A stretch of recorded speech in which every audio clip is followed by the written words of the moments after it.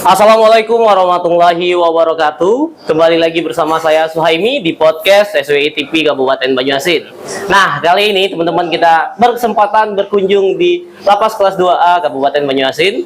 Kita ngobrol-ngobrol langsung dengan Bapak Kalapas, Joni Hermawan Gultom, ahli media ilmu permasyarakatan, sarjana sosial, magister hukum. Pak Gultom, selamat datang di podcast SWI.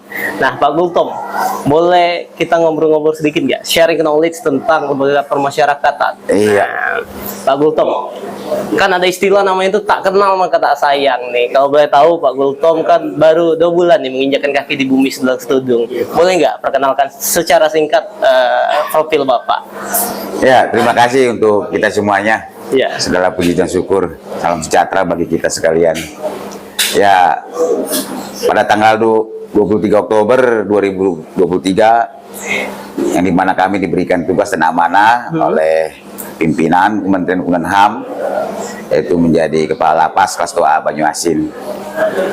Yang dimana juga sebelumnya kami bertugas dari Lapas Kelas 2A Palopo, Sulawesi Selatan. Jadi dari timur ke barat, yaitu di dalam istilah internal di Kementerian Hukum dan HAM, tour of duty, tour of area. Dalam rangka pengalaman, pembelajaran pengetahuan satu dengan yang lainnya. Tentu dalam istilah capaian kinerja, ya bagaimana meningkatkan kapasitas secara organisasi, khususnya Direktorat Jenderal Pemasyarakatan Kementerian Hukum dan HAM. Nah, Pak Gultom, berarti Gultom ini kalau nggak salah Batak Toba ya. Nah, dari ujung Sumatera tiba-tiba ditugaskan ke Paluku, Sulawesi Utara. Kemudian ke Banyuasin, ada nggak shock culture? Kalau di Sulawesi kan kita tahu kapurung tuh makanannya. Nah, kalau di Kabupaten Banyuasin, pindang patin sudah nyoba belum pindang patin? Ya, sudah. Sudah ya, bagaimana rasanya tuh? Sangat mantap dan top sekali. Iya, oke. Jadi enak ya. Nah, Pak Gultom, kita akan fokus tentang lembaga permasyarakatan. Nah, Lapas Kelas 2A Banyuasin ini kita sudah tahu banyak sekali program-program unggul sebelumnya yang dilakukan oleh Kalapas sebelumnya. Bagaimana sih cara Pak Gultom memanajerial dan ya meningkatkan lagi kapasitas dan prestasi dari Lapas Kelas 2A Kabupaten Banyuasin? Ya, memang benar adanya. Saat ini Kementerian Hukum dan HAM melalui Direktorat Jenderal Pemasyarakatan, kami yang berada melaksanakan tugas dan fungsi Direktorat Jenderal Pemasyarakatan atau Ditjen Pemasyarakatan, bagaimana kita meningkatkan pelayanan publik itu sendiri. Yang tentu perubahan ini melalui Kementerian Aparatur Sipil Negara ataupun reformasi birokrasi, salah satu program pemerintah pusat di semua lini. Salah satunya adalah pembangunan zona integritas menuju WBK WBM. Jadi kami dan di internal di Lapas Kelas 2 Banyuasin berkomitmen dalam rangka pembangunan zona integritas. Ada 6 area perubahan seperti itu, yang tentu tujuannya adalah bagaimana kebermanfaatan dan bergunanya pelayanan publik tadi untuk masyarakat.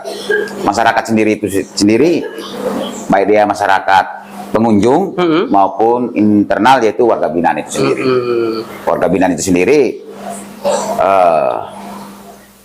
bukan semata-mata dia menjadi efek jerah, tetapi harapannya mampu merubah dirinya dan nanti sekembalinya dengan keluarga betul-betul menjadi manusia mandiri dan berguna untuk pembangunan nusa dan bangsa seperti itu. Kalau boleh tahu, boleh contohin nggak salah satu program unggulan dari Lapas Kelas 2A Banyuasin ini?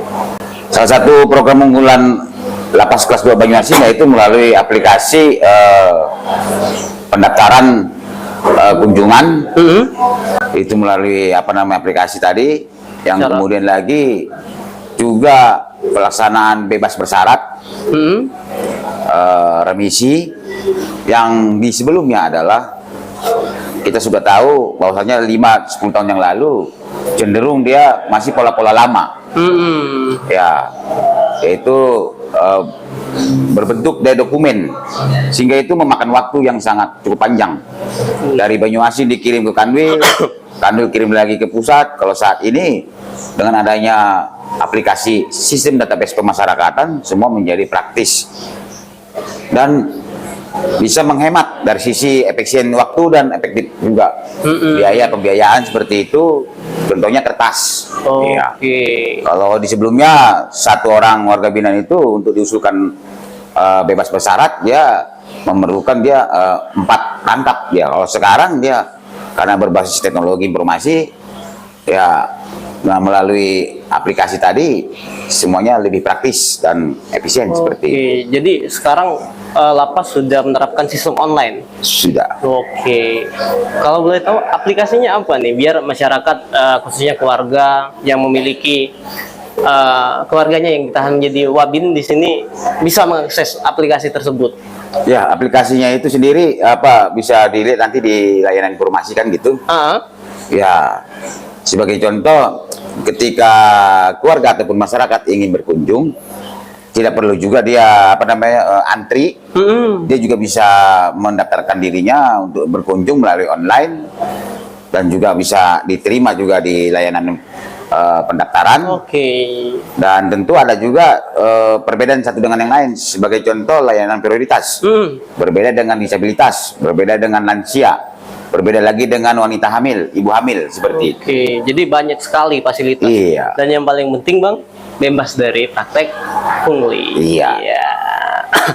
Nah Bang, terakhir ya mungkin kita bicara tentang pelanggaran-pelanggaran. Banyak nih, kita kan banyak mendengar ada baik para pengunjung yang membawa entah itu obat-obatan terlarang, kemudian senjata api. Bagaimana sih tindakan dari pihak lapas sebagai preventif langkah pencegahannya? Ya, kami sebagai petugas pemasyarakatan bekerja secara maksimal dan optimal, melakukan upaya diantaranya adalah deteksi dini, menjaga dan memelihara kewaspadaan dan yang lain sebagainya, dengan harapan dan tujuan adalah menjaga dan memelihara stabilitas, keamanan dan tata tertib lapas itu sendiri. Dan kita juga paham, cukup sadar bahwasanya lapas kelas 2 Banyuasin juga berstatus overkapasitas, namun bukan menjadi satu pembelaan diri ataupun situasi yang berbeda.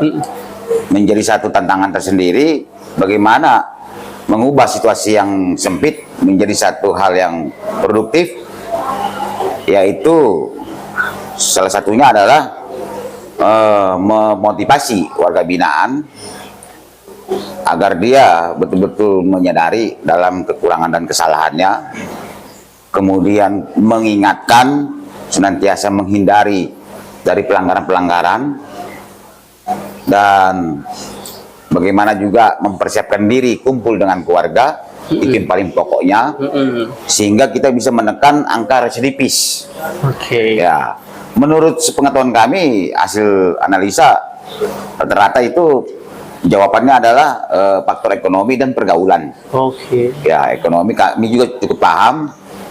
Nah, maka daripada itu diantaranya adalah program pesantren, salah satu juga unggulan daripada lapas kelas 2 Banyuasin, pesantren untuk meningkatkan keimanan dan ketakwaan daripada teman-teman warga binaan, sehingga nanti kelak di kemudian hari tidak mudah terpengaruh ataupun tergoda.